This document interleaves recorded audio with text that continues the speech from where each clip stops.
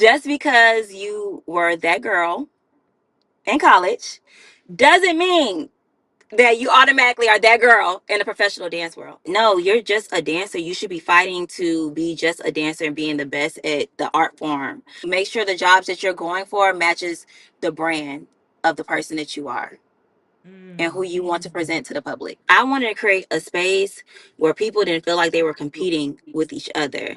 Just know it's an audition, you just want to be booked. Why? Why do you want to be booked?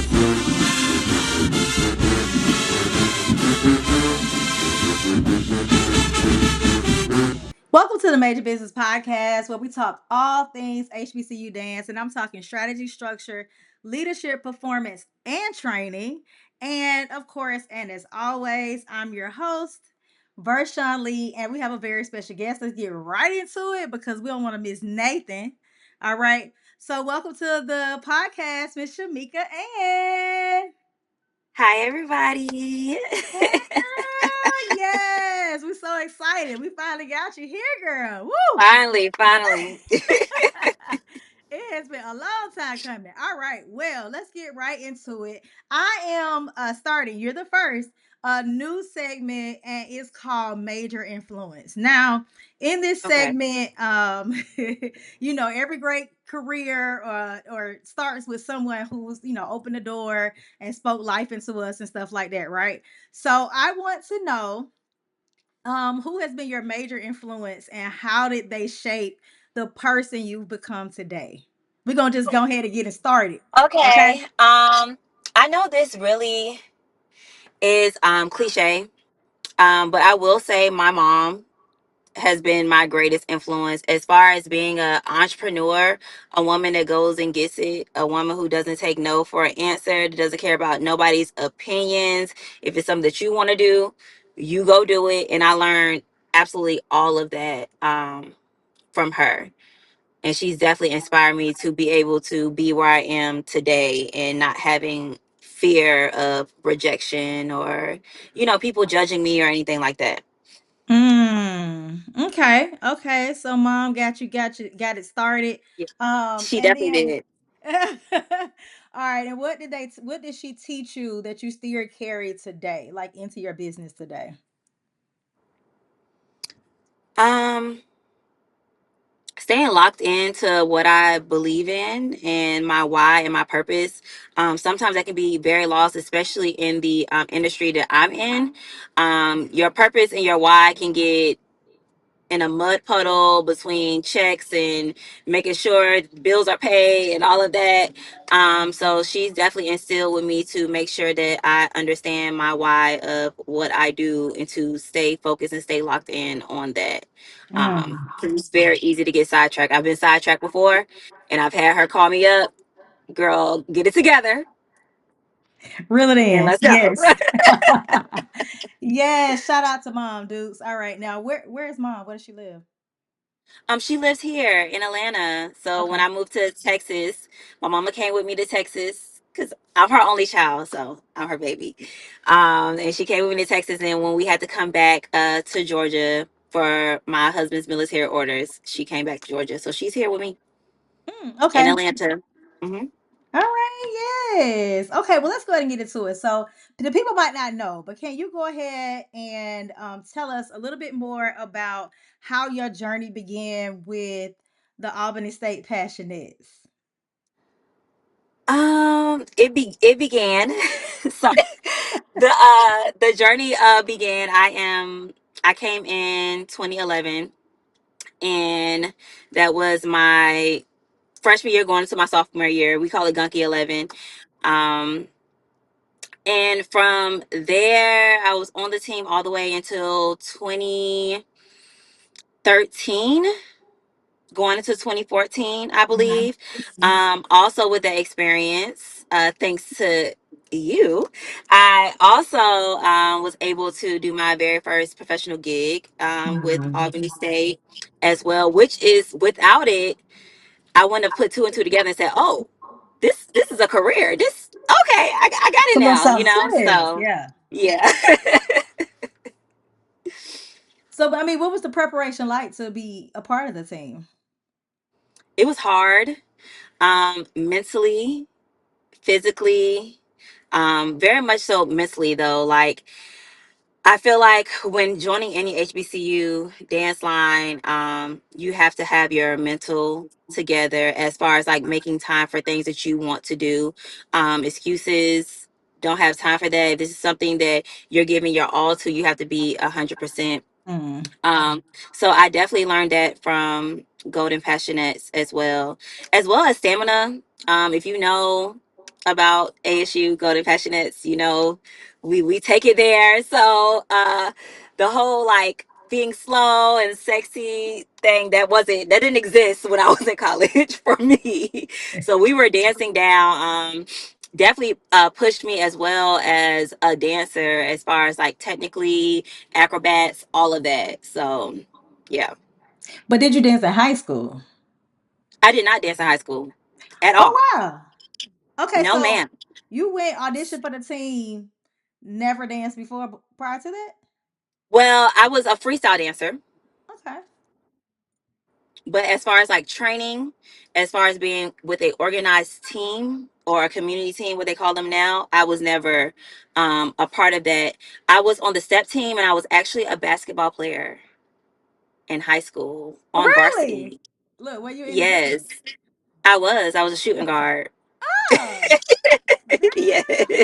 I never knew that. Oh my Yeah. gosh. So actually when I got to Albany State, dance was still like something that I always loved. Like I was a girl that was going to the skating ring battling and getting money type of dancer in high school. So when I got to Albany State, um first the reason why I went to Albany State is because I went to the HBCU Battle of Bands at I don't it wasn't the Ben's Inn, I forgot where it was.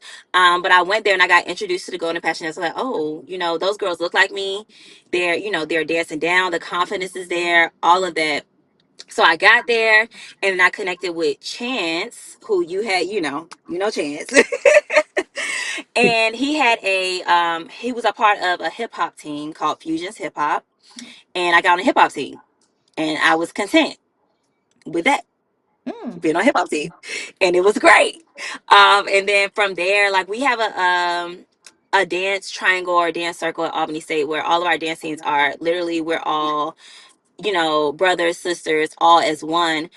So from there, I was persuading to try out for Platinum Divas, which I'm now currently the coach, and that is the basketball dance line. Mm. And from there, at that time, a lot of our basketball dance line girls were also Golden Passionettes. So naturally, from basketball dance line, everybody's like, okay, football season coming around. That's why I didn't come in until 2011, even though I'm class of 2010. So I came Mm. after my freshman year because I did fusions in basketball, and then I went into the football realm of things.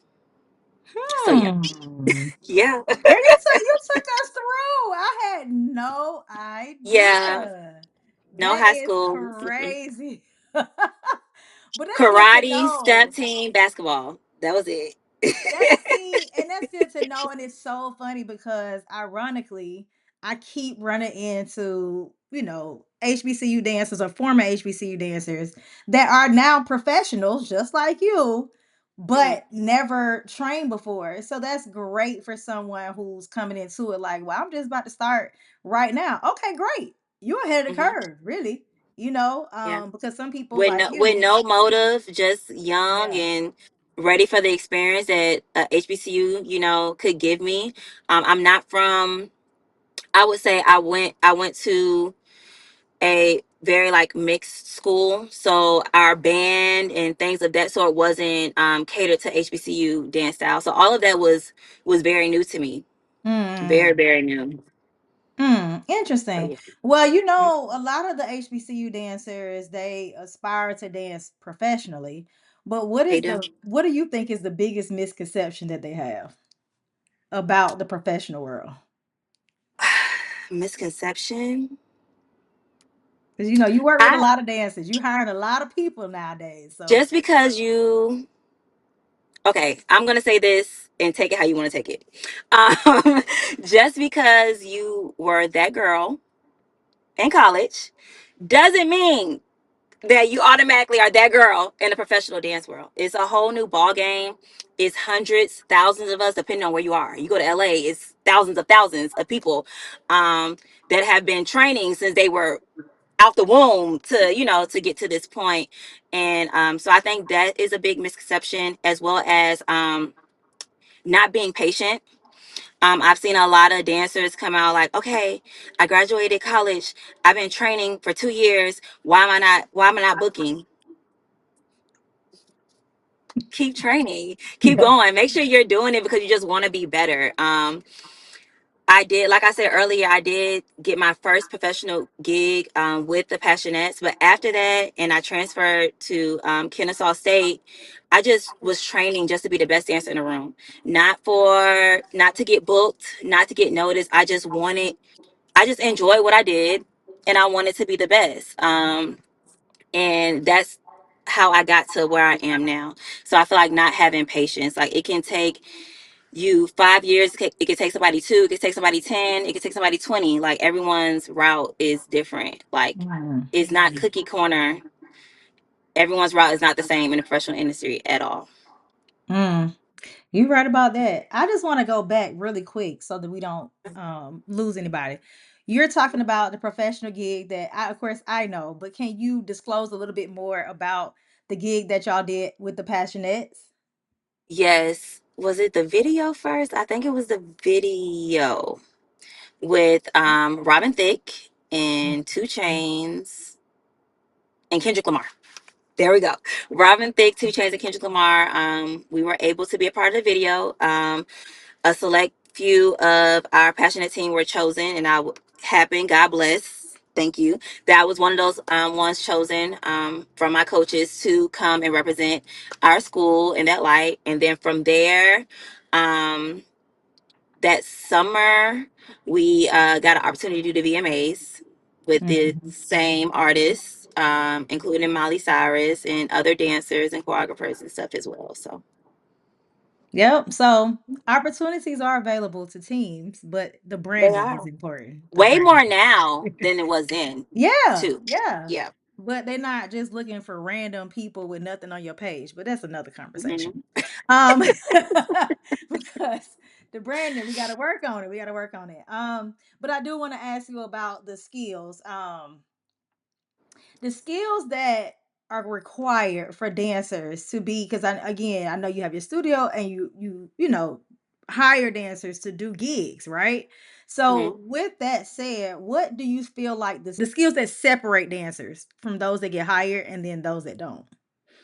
Um, Basically what I said earlier, the ones who are training to be the best version of them that they can Hmm. be. Hmm. Is no competition. A lot of dancers who are looking for competition or looking to be seen, 9 times out of 10, it never really works out well. It might work out for a gig or two, but it's no longevity in that at all. So definitely, um, I feel like training and being versatile as well definitely sets apart. I know, like now in this generation, we, especially after COVID, dancing has been like watered down a lot.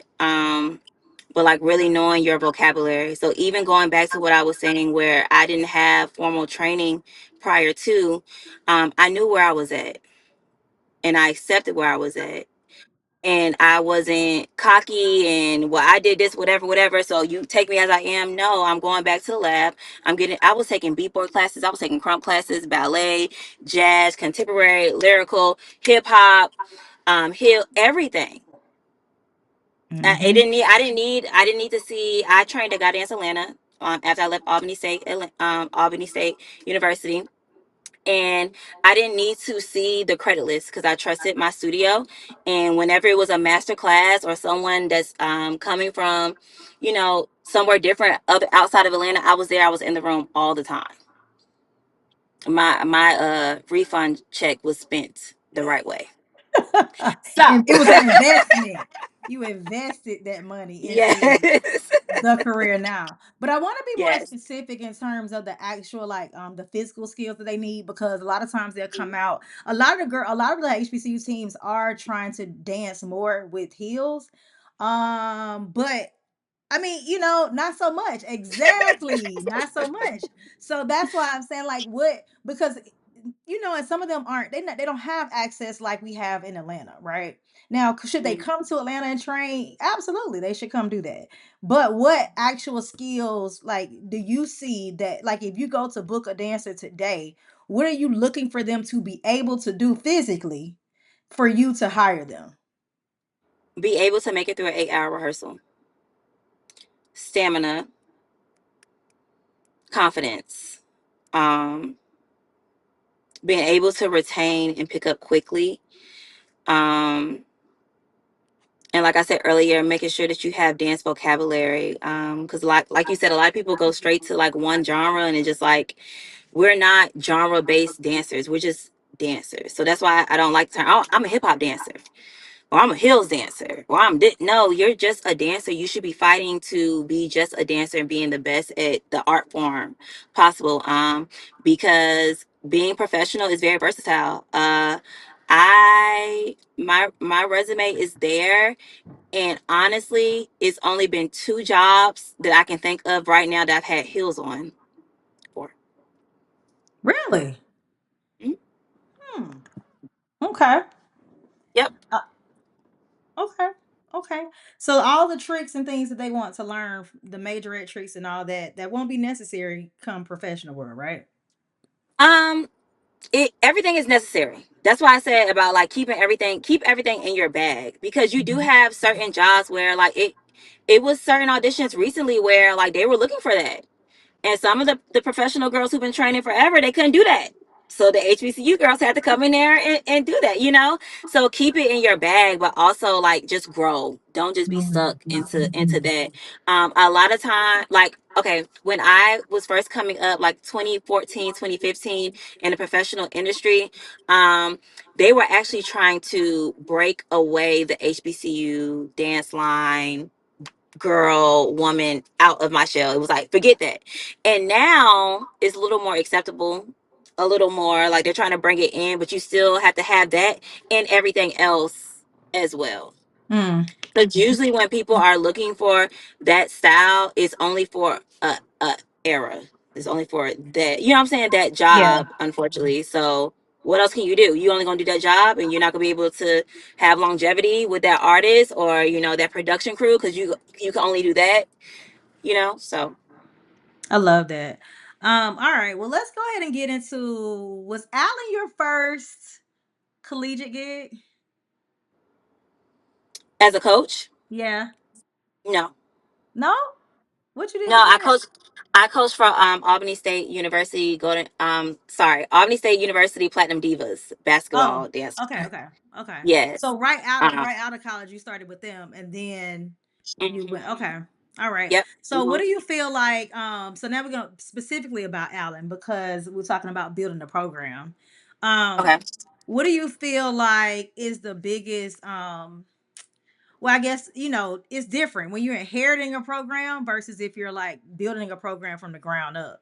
So, what do you feel like was the biggest challenge for you with spearheading that particular program? Opinions, and not letting them get to you, because everyone has their own thoughts of how the program should run. And I'm not talking about opinions from like people just watching. I'm talking about like inside, like the president might have a vision, or the band director, and just learning how to work together and fuse that. I feel like that was like Mhm. a huge challenge for me. Also, like just from my personal experience, I did build the program, but I also inherited dancers that were used to something else. So I also had to like kind of break that down and remold and create our identity. Um, yeah, for Alan. Mm, interesting. Well, what and I guess this can go for either the passion well the divas Mhm. or for Alan, but what do you feel like the leadership lessons what leadership lessons did you gain from those experiences? I definitely gained patience. Um, Being able to work even better with a team. Um, knowing how to like regulate emotions. And when I say that, I'm saying like just for scenario, maybe I have an idea for this field show and I execute this idea, and then I come and it's like, great, but that's not what we going for. We not feeling the song. We not doing that type of thing, and just being able to like go with the flow. And that also came, especially with Allen, because I was when I went to Allen, I was already in my professional career. I went to Allen after I had my daughter, who is 7, now, and so I was able to like kind of implement that in a lot. Patience a lot, especially when dealing with a university. Yeah, yeah. I It's, feel what it's you're not saying. it's not just you. It's not just you. It's a whole team. It's a lot of people. And some opinions matter more than others, and some should probably just be Is quiet. that You don't should even know that what we part? doing over here, okay? You don't even Hmm. know. Okay, well, let's get into your personal brand because I feel like, not feel like, this is your baby. Healed. Yeah, it is. So, how? At what point did you realize you wanted to build your own brand, and not just, and kind of branch off from your professional career and booking gigs? I always tell people all the time, every time I ask this question, that Healed was built on accident. I wanted to create a space, like it wasn't like a like I'm gonna like plan this. I wanted to create a space where people didn't feel like they were competing with each other. At that point, I'm in the professional world, and sometimes when you're training and you're in those classes, it just feels like you're trying to one up one another, or you're just trying to get someone to notice you so you can get the job. Whatever job is there, you're just trying to get the job. And I needed a space for myself when I started it, to where I can just breathe and just have fun and just relax. And then that from that space, it kind of grew and it just blossomed. Um, and I think people really appreciate it, because a lot of people understand being in that space, not even with dancing, but in the workforce, whatever, like how it can be like so tense, and sometimes you just have to relax and like really focus on you without focus on the eyes and the talks and opinions of other people, or feeling like even in the HBCU dance world, like used to like having to go through cuts, and you have to compete with your spot. These my sisters, but I gotta compete. I gotta, if I wanna be on the field, my sister that's one of my best friends, I gotta compete with her. I'm trying to take her spot type of thing. And while that is necessary, it's very necessary, we also needed a room where we can just be us and compete with only ourselves, and that's it. Mhm. So Ooh, that's good. Only compete with ourselves. mhm. Hmm. Okay.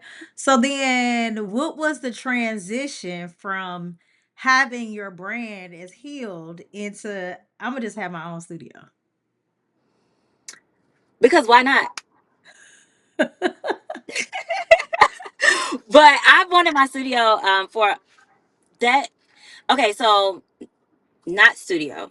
I've wanted to teach and coach for a long time. That's always been something, even outside of dance, when it was just being a leader with basketball, when just being a leader with step team, and all the other things I did in my childhood. That's something, as a component, I've always had about myself. So when my brand started and it kicked off, I felt like, oh, how candid can I be? I felt like that I was given to a lot of people and not giving back to myself and my brand of what it could be. Mhm, mhm, mhm. I like the So way you if put I that. can if I can do that for everyone else, Mhm. then why not build the perfect space for my brand and other brands that are alike and that align with my mission and what I stand for, to be under one roof. Mm, mm. You put that together real Politically quick. correct. Yeah. Yeah. I picked up what you're putting down. I Mhm. understand. But no, so it happened so fast. I don't remember at what stage of this we sat down. Remember when we met at that Barnes and Nobles? Yes. And I was like, she finna take it there for real. Like, oh, she Hmm. trying to like, go far real fast. And it's gonna work out. Like this is gonna Yeah. work out. So it was just very eye opening when the studio popped off. I was like, oh, okay. I see what we Hmm. doing here. And so Yeah. many people, like you right, your class just really like started to flourish. And I saw so many like heavy hitters start coming through. And it was, Hmm.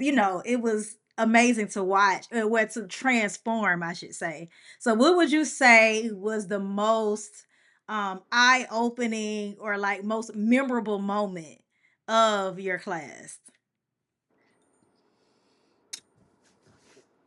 Of healed class. Healed. Mhm.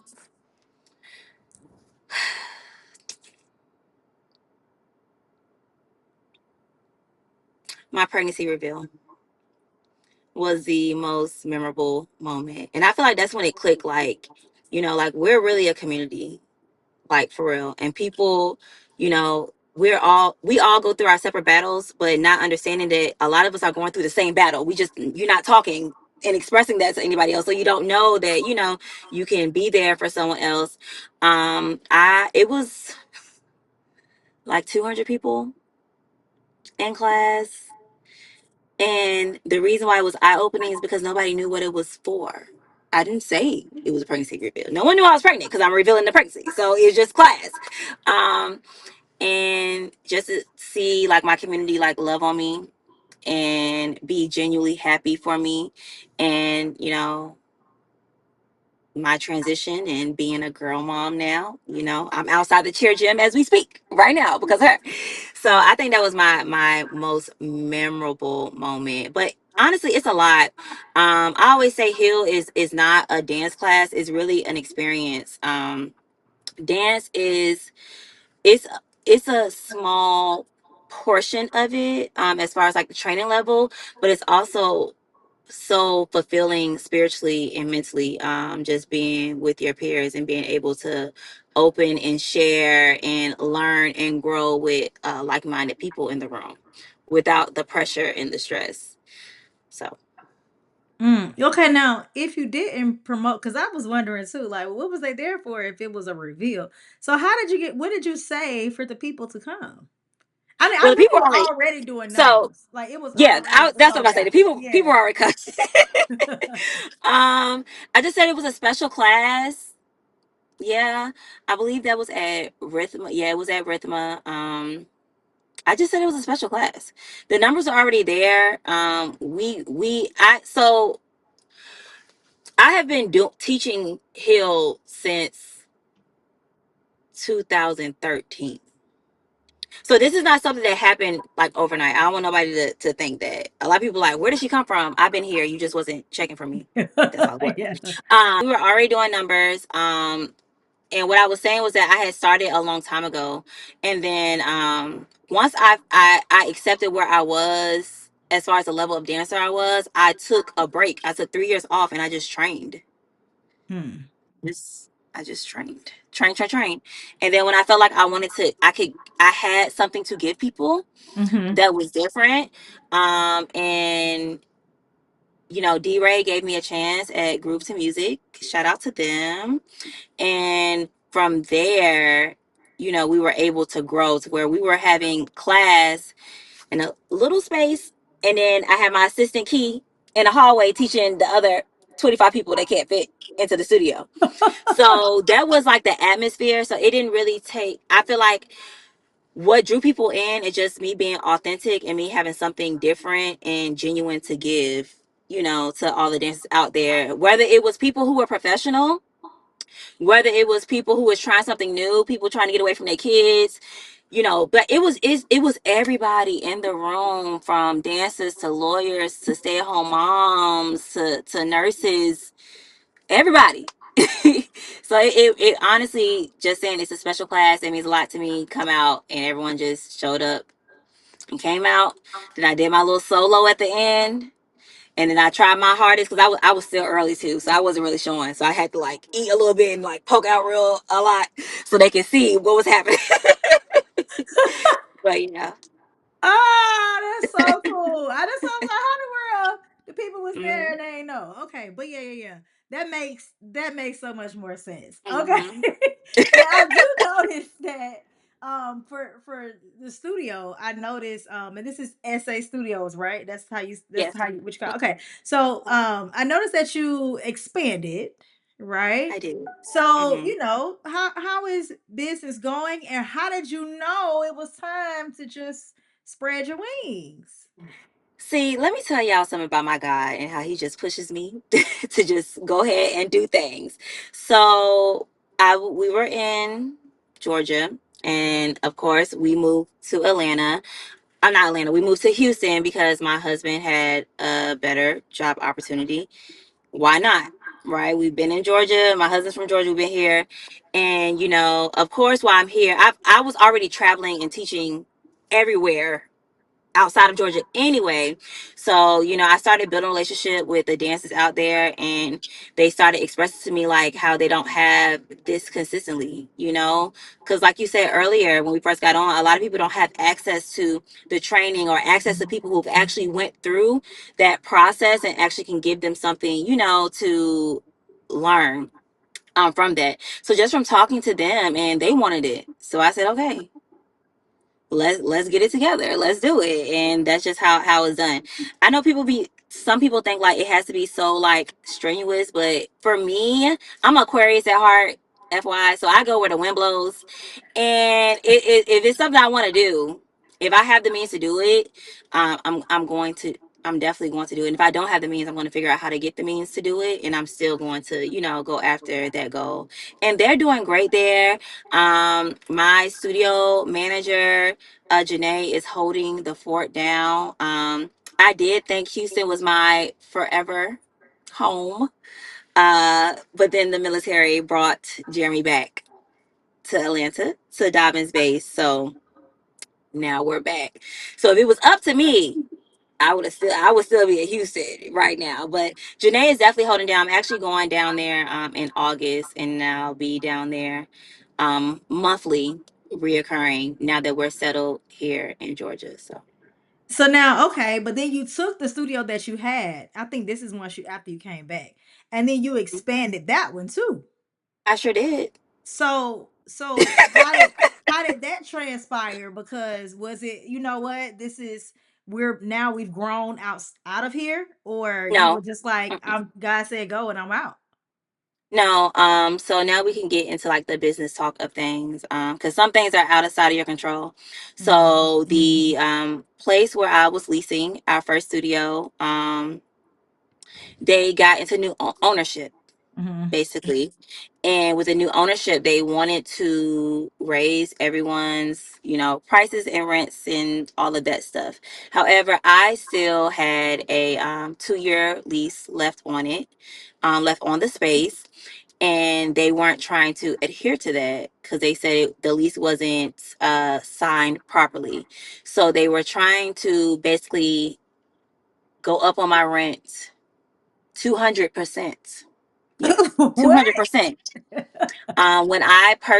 When I leased out the first SA Studios, it was a parking garage. It was a junk yard parking garage type of thing. It had mold. It had cats stuck inside of lockers. It was a whole bunch of stuff happening. And when I say we were given free reign and we gutted it out, and I didn't have no loans helping me, none of that. This was me just saving. So all that time I was teaching Hild and doing all this stuff, all I was doing was saving, because I know at the end, I was gonna put it into a space that my community can call their own.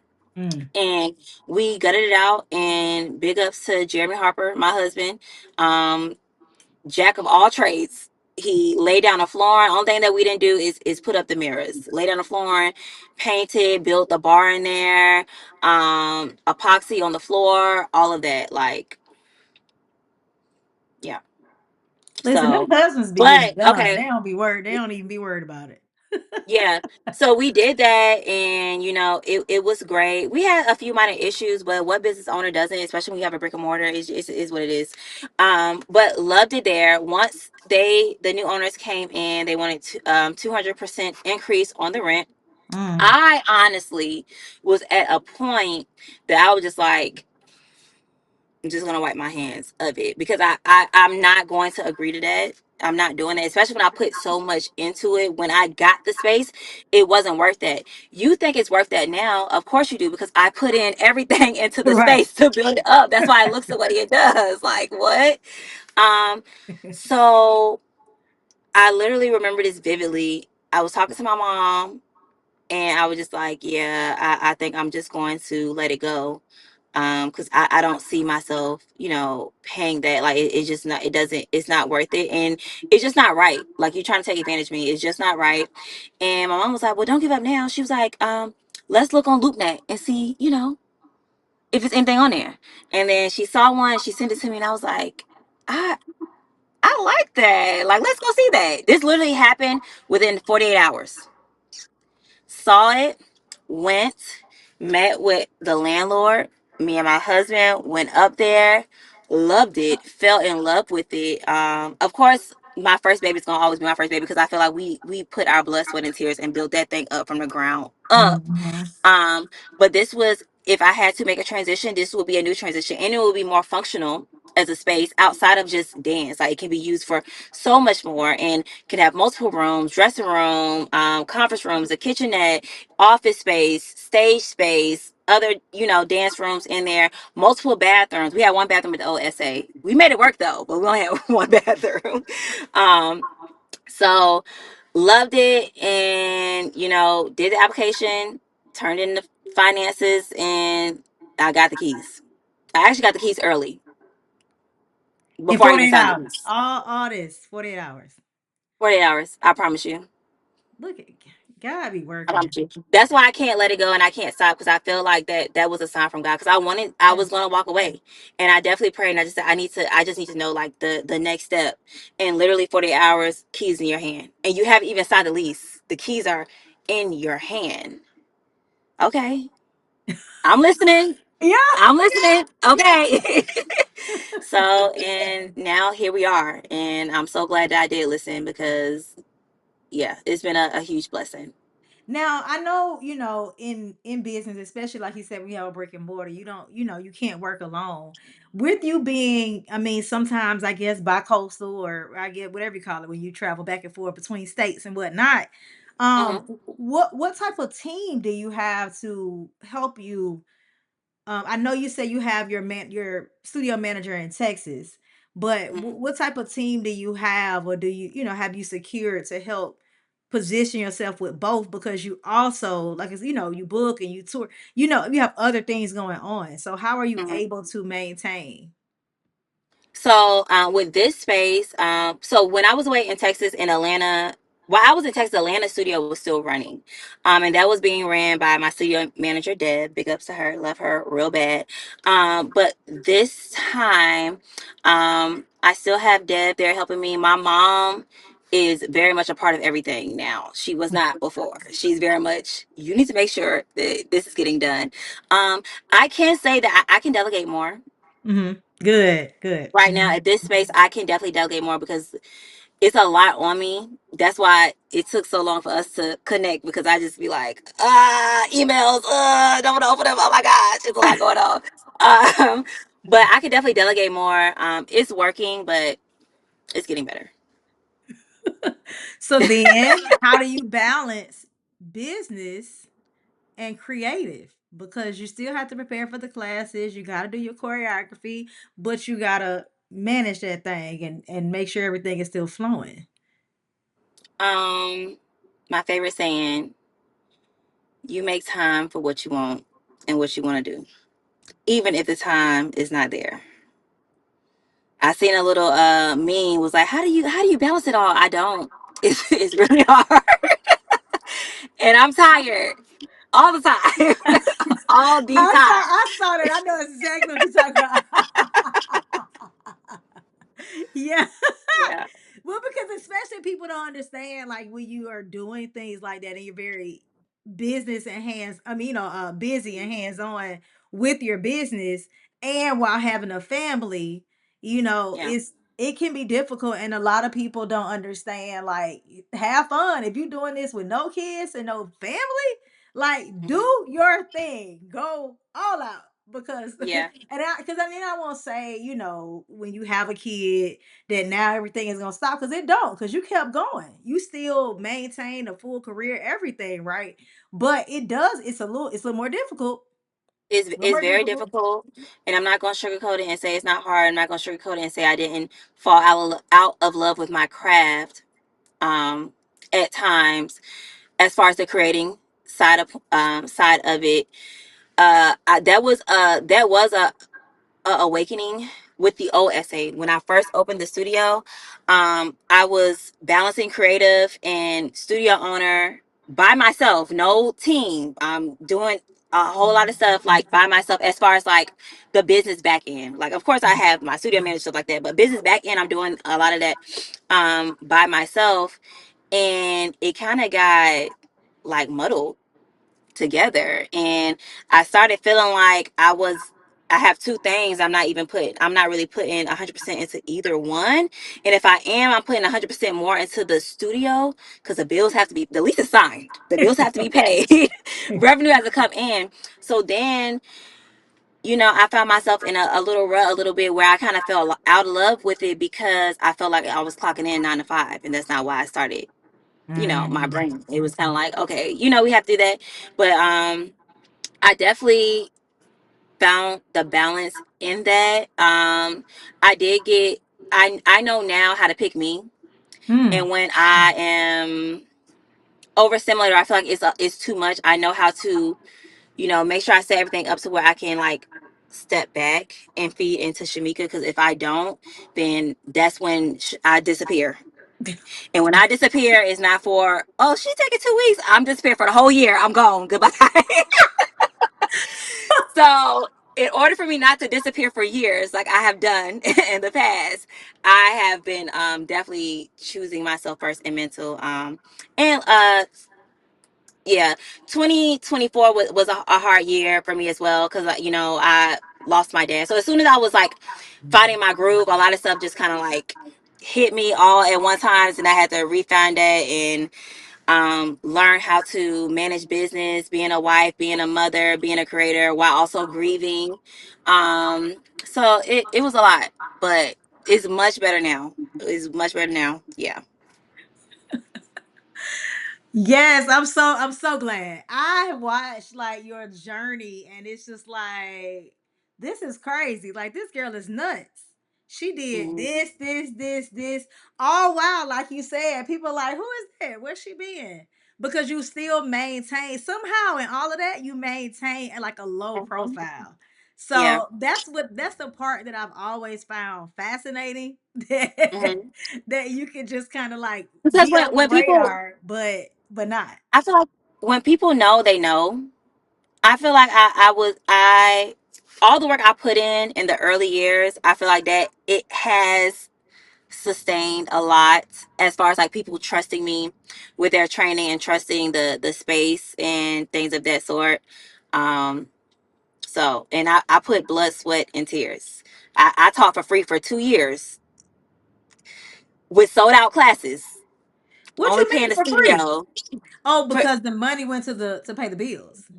Is that what you're it, saying? the money went to, first of all, I was charging next to nothing, like Mm. $5-10, and then the money went to the studio and it went to my branding. If you look at my earlier stuff, I my branding was very like I feel like that's what like really pushed me as far as like social media presence and things of that sort, YouTube, all of that.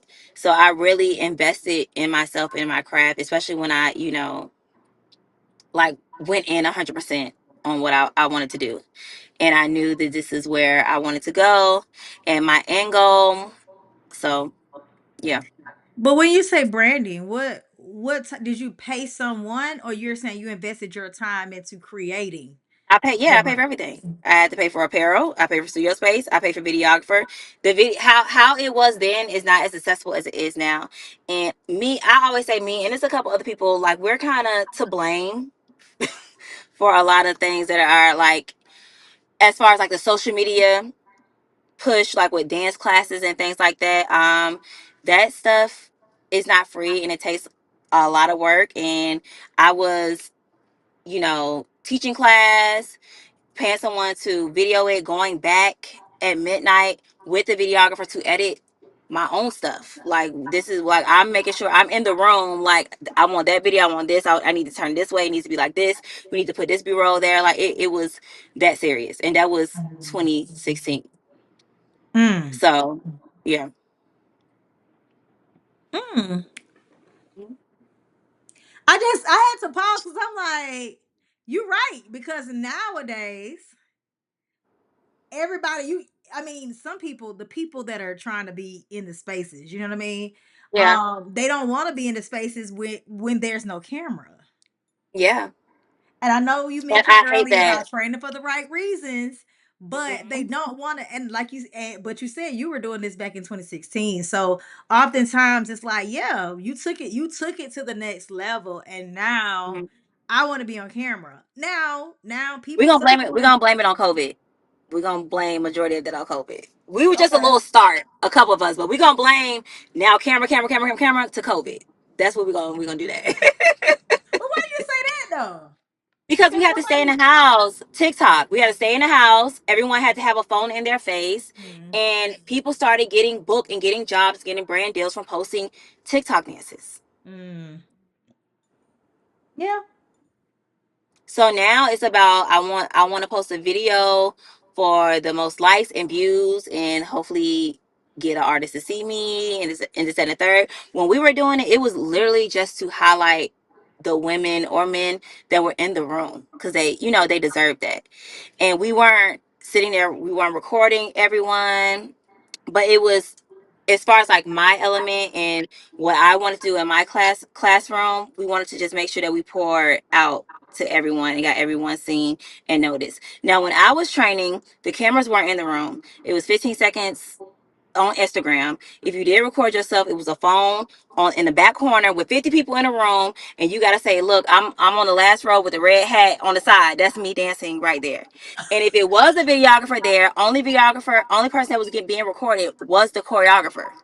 That's it. Or that group they call up, the call Yeah, out group. or the one group, Yeah. not 1, 2, 3, 4, 5, 6, 7, 8, just one, just the one group. So it's definitely different now, and it is what it is. So, but yeah. All right. So this is the last thing before we get into our rapid fire few little questions. Okay. Okay. In terms of hiring dancers, what is the process by which you hire? And how did you get into being like a go-to person to hire and book dancers for gigs? Um, so how do I become a go-to person for like booking with heels? I think just, the success of my brand, Mhm. and actually like knowing the actual technique, behind it, as well as me creating an essay company and showing that performance level of the dancers on stage and giving them opportunities to book with other artists. Now, as far as what I look for when I'm booking, I'm looking for professionalism, and a dancer that I can trust. I always tell my dancers that I train all the time, like a dancer that you can't trust can't be on stage. Like you have to be consistent. Like you dancers who, you'll go to an audition, you have it was great, and then 5 seconds later is not there anymore. You get called out by yourself or something like that. So with that, as a choreographer, it sucks. It does, because it happens to all of us. It's just like, I don't know if I can trust you. You're great, but what if that happens on stage? You're gonna Yeah. get me fired. It's not gonna go to you. It's gonna come to me. So, but the biggest thing is professionalism and being likable. because I feel like at this point, everyone's training. I feel like everyone is on the same level as far as dancing, as far as like the people who are working or trying to work. Then it goes to like, are you likable? Like, do I want to be on tour bus with you for 6 months? You know, in the same, it's a lot of that as well. Um, Knowing how to brand yourself, like, okay, I see you in audition, so now I need to send your Instagram or whatever to casting, and you on there smoking weed and getting lit, and there's no dance videos, or you a dancer and it's no videos, or it's one style, you got heels, or you might just have hip hop or something. Like, it's just making sure that they're overall branded full circle. Professionalism is a big thing for me. Making sure you're on time. If the audition starts at 6 o'clock, you come at 6 o'clock, I'm already over it. I'm already over it. Making sure your business is in order, your resume, I'm already over it. If it's not together, how you carry yourself in the room, being early is on time, and being on time is late, because at 6 o'clock we already halfway through the combo. I don't know what to tell you. It took us 30 seconds to get there, and now you behind. So yeah, that's what I'm looking for. But my biggest thing, just for me as a choreographer, is a dancer that I can trust. So that's why you see me when I book a lot of the girls who do train under me and do trust me as their instructor, because they already know how I am as a choreographer. They already Mm. know my isms, and that's not something that has to be taught. So that's why I always express to everyone to make sure that you're in everyone's room when you're training. Don't just be, stuck to just one person. Be stuck to everybody. Be everywhere, because you never know who might give you the opportunity. And because you never train with them, or you don't know their pocket, or you didn't do your proper research before you came in the room. Even if you didn't train with them, you're not researching the choreographers. You're just coming up there like with nothing here. You don't know what's happening. You don't know their isms. You don't know like how they brand themselves as a choreographer. You're not really researching the artist. You just know it's an audition. You just want to be booked. Why do you want to be booked? And why am I Why gonna this hire you? artist? Yeah, like, how does this artist even fit you? Like, like, you once you get to a certain level, after your training and your that goes with branding yourself. You got to know what rooms you want to be in, and to like start honing in and focusing on that. Like, if you're trying to be on arena stages, never mind. I'm not gonna say that. Never mind. Never mind. Never mind. Never mind. Never mind. Bring Just make it out. just make sure. No. Nope. No, okay. Okay. Yeah, just make sure that you are in everyone's room. It will make you a great dancer, and you'll get a lot more opportunities. But And you make but you sure said that everyone. make sure the jobs that you're going for matches the brand of the person that you are and Mm. who you want to present to the public. Because a lot of people go for jobs, they're like, oh, well, this is a dream job I wanted to work for. This is just saying, I'm just putting a name out there, Beyonce. And you got your dream job to work for Beyonce, but you hated it. And now you're not dancing no more. Now you quit because it was the worst experience of your life. Not saying that's ever happened. I'm just saying, like, stuff like that does happen a Yeah. lot, because people are not like researching these camps and these choreographers and these artists, and it doesn't align with you spiritually, mentally, emotionally. It just doesn't align. You just want to do it because I just want to put it on my resume. Mm. You preaching here today. Okay, Yeah. listen. Um, I could tell they hit a nerve. Okay, Yeah. they hit a nerve right there. I But had to I stop. need some I had to bring clarification. it in. I need some clarification. You said um, to be in rooms, right? Everybody room. But mhm. then you were saying the people that are loyal to you, those are usually the people that you book because you can trust them. So how do you know when you just need to lock down Well, with no, no, no, one no, person? not loyal to me, but Uh-huh. if they're just okay, so not loyal, because you can be training with me and be training with everyone else. I don't want you to think just because you just train with me that I'm gonna book you. That's not the case. But if I am a working choreographer and I'm also consistently teaching classes, and then you're not in any of those classes, but then when I have an audition, you pop up, I'm gonna look at the girls I've been seeing. Mm, mm, Does that mm. make Okay. sense? Yep. Yep. Yeah, I just want to make sure the kids understand because yeah. um I hope I'm because doing good, y'all. I'm real bad with interviews. I no, talk too fast. I be it's a lot. you are I just doing dance. I like to great. dance. That's it. We just need the information because that's why I'm like this type of platform was important for me to do because a lot of these conversations are not being had and they come out of the HBCU dance space and then are like, I think I want to be professional. And it's like, "Ooh, well, wait. Why? It start well, right.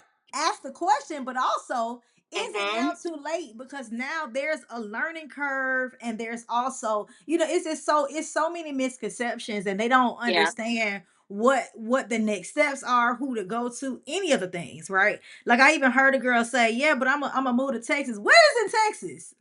If you're going to be a professional dancer, there's nothing in Texas. You know what I'm saying? That's So what I'm saying. it's Yeah. so confusing to me that like how they don't know who to connect with and how. So that's why I was like, it was also important for me to talk to you about the professional space and Hmm. what needs to happen and how they need to prepare, who they need to connect with, how they need to connect with them. Because I mean, at this point, there's so much talent. There's so It much is. talent that's needed in the world because they would come if all those HBCU dancers came into to the professional world, they would really shake some things up, but they Yeah. wouldn't know I mean how they. to I mean they enter. are. It's. I mean they are. At least my sisters are. My sisters are definitely shaking the world up. Um. So that's the thing. That's what I was gonna say back to what you were saying. Like it's not a you're never be behind the learning curve at all. You won't be behind the learning curve. Just take for example like someone like me. Like I said, I didn't start until I got to college, and it's other people that have been dancing. Since they were 3, 4. Bunheads been in every recital to date, and they're still not. Everyone's path is just different. Different, yeah. Everyone's path is different. If you put in the work and you know what you want to do, and you know your why, you're not just doing it because your friend is doing it, or you see it's popular on social media, or they got views, or they get to be on stage with Chris Brown, or whatever. Like it's a why. It's a why. Yeah. Yeah, I just that's why I said I really needed to talk to you to get a perspective from an HBCU dancer that has not only just danced but like have seen it from several different lenses or can see it from several different lenses because it's just important that we give a more insight, you know what I mean, like Mhm. into what this is and how it works because I want to see more of them do it. And I know you saying like your Yeah. sisters they popping out, that's cool, but there are Yeah. a lot of girls that are Hmm. extremely talented but they have no idea what to do and the next steps. And I mean, I'm not sure if the coaches are telling them or what, or if they even having those type of conversations, but they are lost. Essentially they are Yeah. lost. So yeah, I really wanted to have, to kind of bring some awareness to the situation so that especially look, they about to go into a new year. Okay. So for the seniors right now, and they maybe not even have to wait to senior year, because like you said, you were booking gigs on the college team. So perhaps there's opportunity there. Maybe look into it for your team. You know what I mean? Yeah, But I think the biggest setback or hurdle for majority, not all of HBCU dancers, would definitely be like being a versatile mm, dancer, and not just one style. I do feel like, and I'm saying it 10 toes down on this, that HBCU dancers have a superpower. I feel like we're built different, and the reason why when you start becoming a versatile dancer, you have the HBCU background. A lot of those dancers go far because you know, mentally we're tough. Mentally, we know that if this is something that we want to do, that we're going all in, mm, all in. It's no excuses. It's other dancers who don't have that superpower because some dancers are coddled. You that girl, you this. There is a lot of dancers are very sensitive now in this generation, and that's not going to work because you're gonna get told a lot of no's, and if you can't handle your no's, you'll never get to your yeses mm, ever, mm, ever. So I do want to say that us dancers that come from HB background, we definitely have a superpower that no one can touch. You just gotta hone in and know how to make that superpower work for you because once we get it, we're undeniable. And it's not just my sister. I can go on a list of so many amazing professional dancers that all came from Albany State, Alabama State, North Carolina A&T, Howard. It's so Fort Valley. Desi, that's my girl. She's one. Mm-hmm. She's booked and blessed everywhere. You know what I Ev- mean? So Everywhere, multiple jobs at a time. I'm like, how yeah, you was yes. at So how old at her age she's still right, rocking with she's the 18 grown year olds. and Yeah, she's out dancing the 17-year-olds. exactly, exactly. So Well, yeah. all right, all right. Well, let's get into the last. These are random questions. Okay. Okay. All right. So rapid fire questions. Here we go. First one. What is your favorite dance style? Heels. Duh. We don't want to assume. We don't want um. to assume. Here. Well. Okay. Rapid fire. So it's quick. Hip hop and lyrical are my favorite because I feel like I can feel it even more. Heels is like very. It's like right there. I just happen to be really good at it. Okay. Yeah. Okay. So yeah. One word that describes HBCU. One word. Just one. Unsinkable. Okay, come on, Albany State. All right. One word that describes entrepreneurship.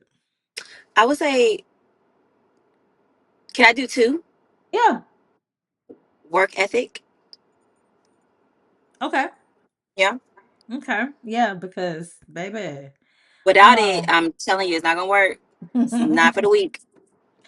your favorite performance you've ever done. Tank. Any particular city? It was in Atlanta. Okay. It was for the Battle of the Bands. I danced behind Tank right after I had my daughter 2 months later. Oh Still wow. postpartum, all of that. That was because I proved to myself that I can do it. Okay. And that was the thing, like, it's not over. You had Aubrey, but girl, it's not over at all. So yeah. Dope. All right. Favorite artist to choreograph for? Vito. Okay. Y'all still Mhm. rocking? Is that still a thing? Absolutely. Hmm. Okay. All right. Dream collaboration.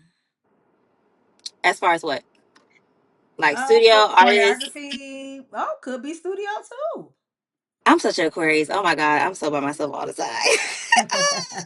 Space. Dream collaboration, I think, would be Fatima. There Mm. you go. Okay. Fatima or Uh, Tanisha Scott. Give me both of them. both of them at the same time. Both of them. Yeah. Uh, all right. We're almost done. So, morning person or night owl? Night owl. Me too. Me too, girl. Me too. Coffee or tea? Neither. What? I don't drink neither. I drink tea sometime because like for like bloating and stuff, but I don't. Mm-mm. So you just wake up and be energy. Yeah. I used to have a bad Red Bull problem, but I kind of got out of that. So, you know, I used to have them like twice a day, and now it's like once every 3 days. It's not Okay. good. Okay. Yes. I guess that's a third supplement. That's a third Yeah. supplement. All right. All right, last one. What's always in your dance bag? Sweats, all black, hip hop, all black, sexy heels, womanly, heels, sneakers, feminine products, my resume, actually 10 copies of my resume just in case. Um, a pop of color to make me stand out. Yeah. So So your you bag stay always packed. ready, so you don't have to get ready. Okay, teach the kids something here, okay? Mhm. All right, girl, but that's it. That's all I got. For real. For real. The end. The end. Yay. I am so excited. Like, I just can't wait. Now I gotta come to the studio. I don't be doing no dancing no more, but I do need to come see You a can new still spot. do it. I do need to come see a new Yes. spot. And I know a lot of people been booking over there, so I keep seeing it pop up, pop up, pop up, and I'm like, ooh, ooh, ooh, every time I get really excited. So, Yeah. so yes, you'll see me soon. And I know you have Okay. your training class. So, do you want to end with giving us information about your new training program? Um, it's new, but not really. I kind of did a shorter version of my essay company, which is now coming back. Mm. Um, and auditions are July 19th. Mm. Okay. Mhm. All right. Well, good. I'll make sure we get the information out. Yeah. So it's girls, guys. It Okay. okay. So for essay company, well, it's everyone. I've had Okay. guys before. I've had guys before. However, I am partnering with Stage One and a choreographer named Xavier. And so with that, we're bringing everything. We're bringing heels, hip hop, ballet, contemporary, tap. Feel like I'm missing something.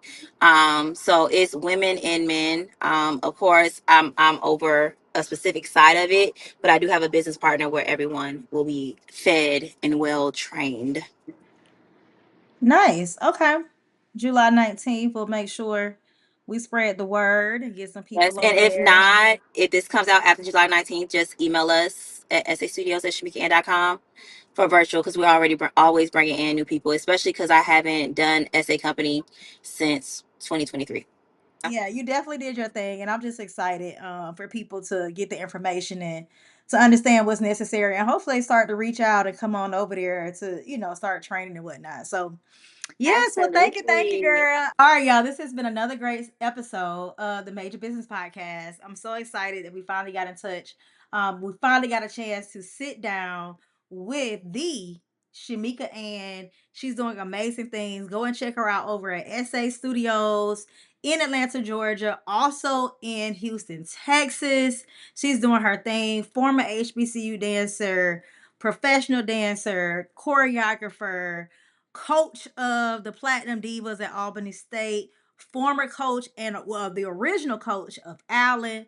Resume is crazy. And if you're ready to train or you just trying to get more information, you're trying to get into the industry, y'all please slide by her studio. Okay. She's certainly a resource in the community. And you really must go over there to see her beautiful new studio in the Atlanta area. So also, go ahead and follow us at Major Business Pod on Instagram, Facebook, and TikTok. So, thank you guys for watching and see y'all next time.